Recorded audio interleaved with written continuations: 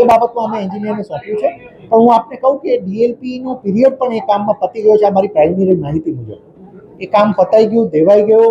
પછી ડીએલપી જે defect liability period આવે એ પણ પૂર્ણ થઈ ગયો. પરંતુ અત્યારે એની ઉપર બીજી ટેકનિકલ કમેન્ટ ના કરતા અમારા સ્ટાફને અમે ત્યાં કીધું છે કે આને જોઈ અને હજી જો કદાચ કોન્ટ્રાક્ટરને કે કોઈને કહી શકાતું તો લેટ અસ એનાલાઇઝ શું ઇશ્યુ છે, કેમ નીકળ્યું છે, ઇશ્યુ અમે કેમ છે જણાવી છે. 2024ના ડિસેમ્બર મહિનામાં ડ્રો થયું છે. 24માં આવાસ મળ્યા છે. 2 વર્ષમાં ઘરની લાદીઓ ઉખડે છે, પોપડા પડે છે, મટીરિયલ બધું સડી ગયું છે અને સિમેન્ટ જ નથી, લાદીની નીચે રહેતી છે. તો સાહેબ આ પ્રકારનો ભ્રષ્ટાચાર જ છે, ચોખ્ખો આંખે દેખાય એવો છે.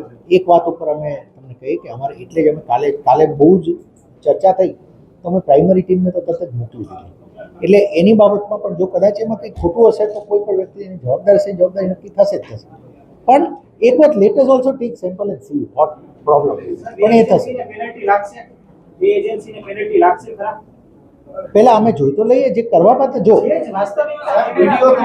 જે એની વિડીયો છે અમારે ટેકનિકલ અમે એનાલિસિસમાં લઈ રહ્યા છીએ. જો હશે તો એને નિર્ણય એમાં લેવાશે. એક વખત અમારે આખું જોવું પડે. ચલો પૂર્ણ કરીએ મિત્રો.